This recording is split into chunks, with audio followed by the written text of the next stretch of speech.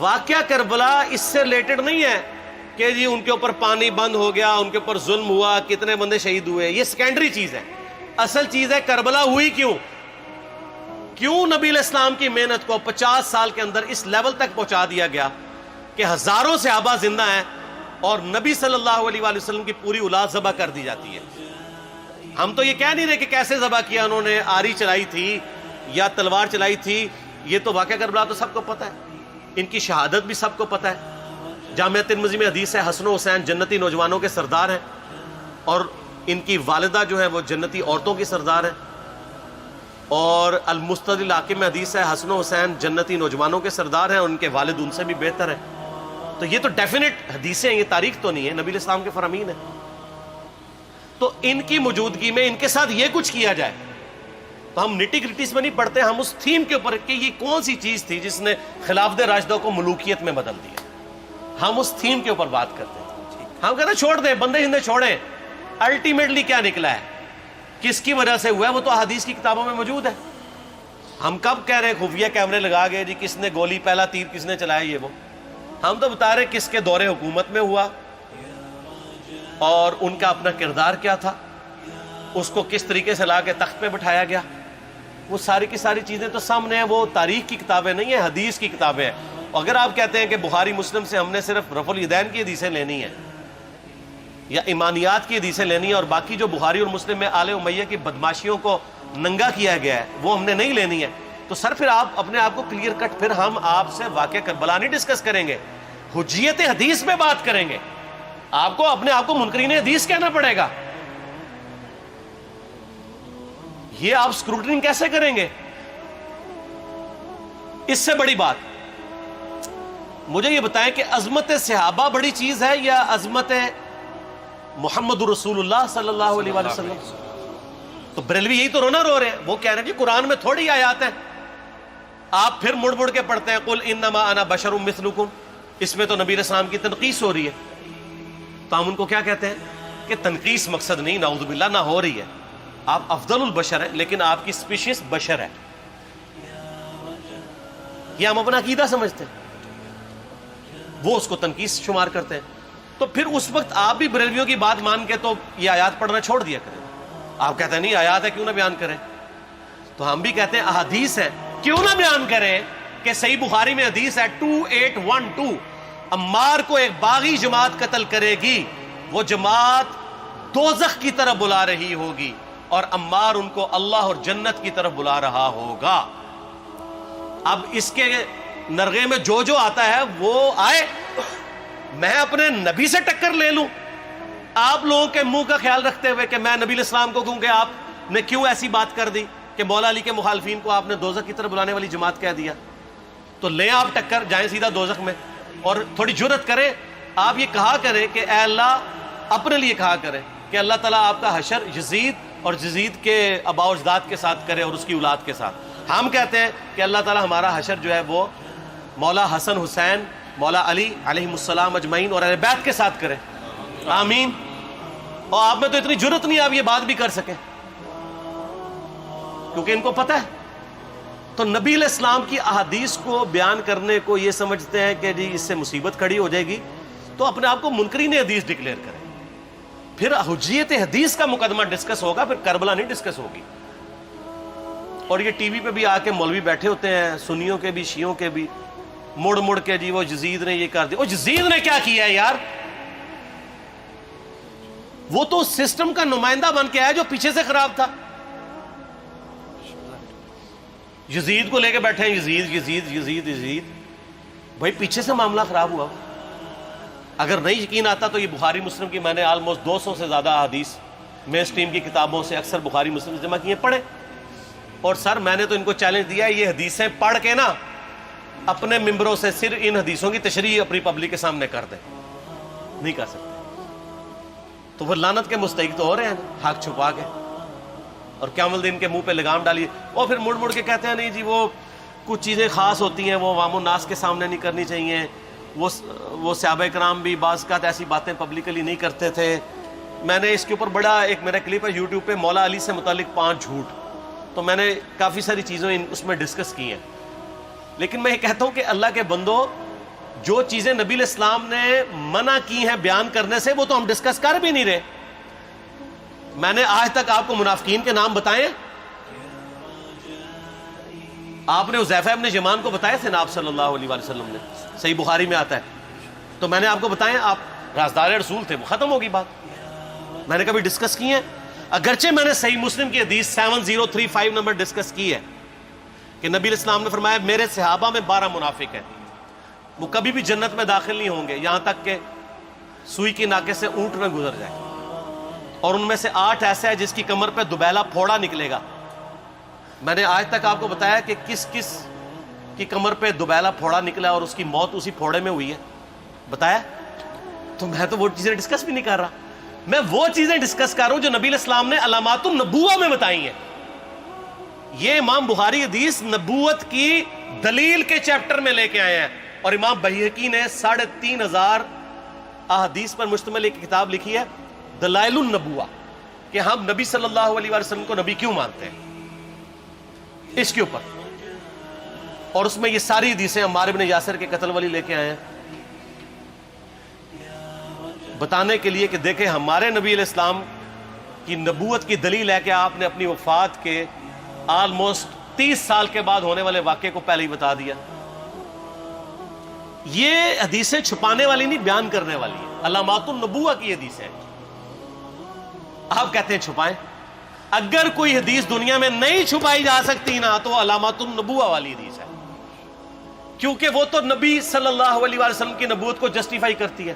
ورنہ میرا ایک معصومانہ سوال ہے کہ نبی صلی اللہ علیہ وسلم نے یہ باتیں کر کے ان کے زوم میں نعوذ باللہ امت کو مصیبت میں ڈال دیا. آپ نے خود ہی فرمایا کہ یہ ہوگا. کیوں فرمایا آپ نے؟ میں تو بیان کر کے مجرم ہوں, تو جس نے مجھے خبر دی ہے ان کے بارے میں آپ کا کیا خیال ہے؟ یہ مسند احمد کی حدیث یہ میں نے گھر بیٹھ کے بنائی ہے کہ میری بیوی کا کیا حال ہوگا جس پہ خوف کے کتے بھونکیں گے.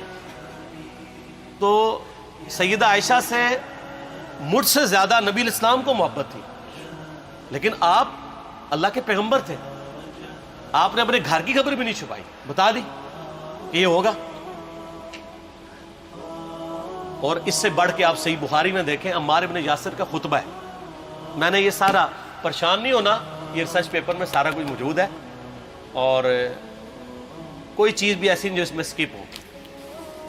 صحیح بخاری میں خطبہ ہے کہ عمار ابن یاسر کو مولا علی نے بھیجا کوفے میں. کوفے والے نیوٹرل ہو گئے تھے کیونکہ بصرہ سے سیدہ عائشہ آ رہی تھیں, اور وہاں پہ انہوں نے کہا نہ ہم سیدہ عائشہ کا ساتھ دیں گے نہ مولا علی کا دیں گے. تو عمار ابن یاسر کو تیار کرنے کے لیے, یعنی وہاں کے جو عوام تھی اس قتال کے لیے, مولا علی نے بھیجا. تو سیدنا عمار ابن یاسر نے وہاں پہ کوفے کے منبر پہ خطبہ دیا. بخاری کے الفاظ ہیں, اوپر والی سیڑھی پہ عمار ابن یاسر نے حسن ابن علی کو بٹھایا, حالانکہ حسن ابن علی سے 4 گنا بڑی عمر تھی عمار ابن یاسر کی, 90 پلس ہو چکے ہوئے تھے, 3-4 گنا ان کی عمر تھی, لیکن اہل بیت کا احترام کیا. خود نچلی سیڑھی پہ بیٹھے. بخاری کے الفاظ ہیں کہ اے لوگو اللہ نے تمہیں آزمایا ہے, ایک طرف دنیا اور آخرت میں تمہارے نبی کی بیوی ہے سیدہ عائشہ, دنیا اور آخرت میں, یعنی عزت اپنی جگہ قائم.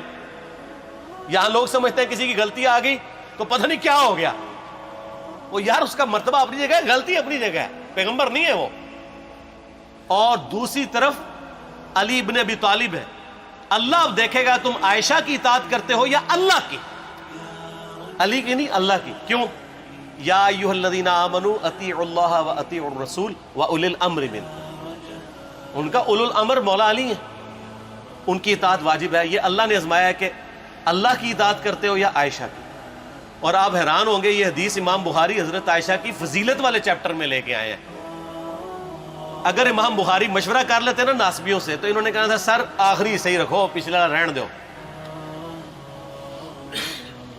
بلکہ پچھلے والا رکھو آخری والا رہن دو, کہ عائشہ دنیا اور آخرت میں. وہ حدیث گھڑنے کا میں آپ کو طریقہ بتاتا ہوں, کاٹ چھانٹ کرنے کا. وہ آدھی حدیثیں لکھتے ہیں نا, آدھی حدیث ایسے لکھتے ہیں امام بخاری کہ سیدہ عمار ابن یاسر نے خطبے کے دوران فرمایا کہ سیدہ عائشہ دنیا اور آخرت میں تمہارے نبی کی بیوی ہے, بس. لیکن امام بخاری نے پوری حدیث لی ہے, آگے وہ بھی ڈالا ہے کہ اللہ آزما رہا ہے کہ عائشہ کی اطاعت کرتے ہو یا اللہ کی، جیسے آپ کے علماء کر رہے ہیں۔ صحیح مسلم کی حدیث 6488 آدھی بیان کرتے ہیں سارے مولوی، بریلوی، دیوبندی، اہل حدیث سب، میرے صحابہ کو برا مت کہو، اگر تم میں سے کسی نے احد پہاڑ کے برابر بھی سونا خیرات کر دیا اور میرے صحابہ نے ایک مد یعنی 600 گرام خیرات کی، آدھا کلو، اس کے آدھے کو بھی نہیں پہنچ سکتا بس۔ حالانکہ یہ مسلم کی حدیث سٹارٹ اس سے ہوتی ہے کہ عبد الرحمن بن عوف کو خالد بن ولید نے گالیاں دی جھگڑے کے دوران، حالانکہ دونوں مسلمان تھے، دونوں صحابی تھے۔ آپ نے حضرت خالد بن ولید کو بلا کے ڈانٹا، فرمایا تم میرے صحابہ کو برا مت کہو۔ تو خالد بن ولید نے تو آگے سے نہیں کہا حضور میں بھی صحابی ہوں۔ ان کو پتا تھا کہ عبد الرحمن بن عوف نے اس وقت اسلام قبول کیا جب اسلام کا مطلب تھا مار، تکلیف اٹھانا، اور خالد بن ولید نے گولڈن پیریڈ میں صلح حدیبیہ کے بعد اسلام قبول کیا۔ میں اب تم لوگ یہ کر رہے ہو، تم لوگ اگر احد پہاڑ کے برابر بھی سونا خیرات کر دو، یعنی صلح حدیبیہ کے بعد والے لوگ میرے ان کے برابر نہیں ہو سکتے۔ اور جو فتح مکہ پہ معافی مانگ کے مسلمان ہوئے ہیں طلقاء، مؤلفۃ القلوب آل امیہ، ان کا تو لیول ہی کچھ نہیں ہے۔ یہاں تو خالد بن ولید کے بارے میں یہ بات کی جا رہی ہے، اور پھر وہ مؤلفۃ القلوب اپنے زمانے میں ممبروں پہ سب و شتم کروائیں سیدنا علی پر، تو سب سے پہلے تو ان کو کہنا چاہیے جن کے بارے میں حدیث تھی کہ تم صحابہ کو گالی مت دینا۔ ہم نے تو خیر کبھی دی بھی نہیں ہے۔ اور میں یہ آخری جملہ ان کو ایسا بولتا ہوں کہ جو ان کے دماغ تک ڈرل کر جائے گا کہ آل امیہ نے جو کچھ اپنے دور کے اندر سیدنا علی کی گستاخیاں کی ہیں نا، ہم نے تو ویسی کوئی ایک گستاخی بھی آل امیہ کے بارے میں نہیں کی ہے۔ میں نے آج تک آل امیہ کے اوپر بائی نیم کسی کے اوپر لعنت کی ہے؟ حالانکہ یہ مولا علی پہ کرتے رہے، یہ ہے لعنتی خود ہو گئے نا، جب مولا علی پہ لعنت کی تو لوٹ آئی۔ مسند ابی یعلا میں صحیح سند کے ساتھ حدیث موجود ہے، مسند احمد میں بھی موجود ہے کہ سیدنا علی کو جس نے گالی دی اس نے رسول اللہ کو گالی دی صلی اللہ علیہ وسلم۔ جب ام سلمہ نے کہا تھا، شیخ زبیر صاحب نے اس کو تحکیم میں صحیح لکھا ہوا ہے فوٹ نوٹ کے اوپر، کہ لوگوں تمہارے ممبروں پر رسول اللہ کو گالیاں دی جاتی ہیں، تو انہوں نے کہا معاذ اللہ، ہم کب کہیں گے، ایسا نہیں ہو سکتا۔ تو ام سلمہ نے کہا تم لوگ علی اور اس سے محبت کرنے والوں پہ گالی گلوچ نہیں کرتے ہو کیا؟ جبکہ میں نبی کی بیوی کہتی ہوں کہ سب سے زیادہ رسول اللہ سے محبت، سیدنا علی سے محبت نبی صلی اللہ علیہ وآلہ وسلم کرتے تھے۔ لہٰذا جب یہ تم کہتے ہو نا علی پر لعنت، علی سے محبت کرنے والوں پہ لعنت، تو یہ لعنت تو تم نبی علیہ السلام تک لے کے جا رہے ہو نعوذ باللہ، کیونکہ علی سے محبت کرنے والا پہلے نمبر پہ نبی صلی اللہ علیہ وآلہ وسلم ہے۔ اور پھر کہتے ہیں سب کا مطلب تنقید ہے، اور نہ پرانیاں گلاں، پرانے بابے، پرانے بزرگ، جھوٹے ہو۔ صحیح مسلم کھولو 6229 غدیر خم سے اگلی حدیث، لعن اللہ ابا التراب کے الفاظ ہیں، مٹی والے ابن ابی طالب پر لعنت، یہ الفاظ موجود ہیں۔ سب کا ترجمہ لعنت ہی ہے، تنقید نہیں ہے۔ اچھا پھر میرا معصومانہ سوال ہے کہ اس کا مطلب ہے صحابہ پہ تنقید کرنا اچھا کام ہے؟ کہیں گے نہیں، تو بتاؤ یہ برا کام کون کرتا تھا؟ شیعہ کا ابا کون ہے؟ رافضیوں کا ابا کون ہے؟ آل امیہ۔ تو لہذا شیعہ نو میں کہنا کہ تسی شیخین کے اوپر بکواس اور تبرہ کرنے کی بجائے نا اب لوگوں کو حقائق بتائیں کہ ٹوٹی کمند کہاں۔ یہ سب مجرمین آل امیہ ہے، اور یہ آل امیہ اور بنو ہاشم کی لڑائیاں نبی علیہ السلام کی بعثت سے پہلے چل رہی تھی، صدیوں سے چل رہی تھی۔ وہ تو پھر اللہ نے بنو ہاشم کو نبوت کے لیے چنا تو ان کو یہ پھر جیلسی ہضم نہیں ہوئی، وہ چیز آگے چلتی رہی۔ خیر چھوڑ دیں، ایک تلخ ٹاپک ہے۔ صلاۃ بر محمد و آل محمد، اللہم صلی علی محمد و علی آل محمد۔ ٹھیک ہو؟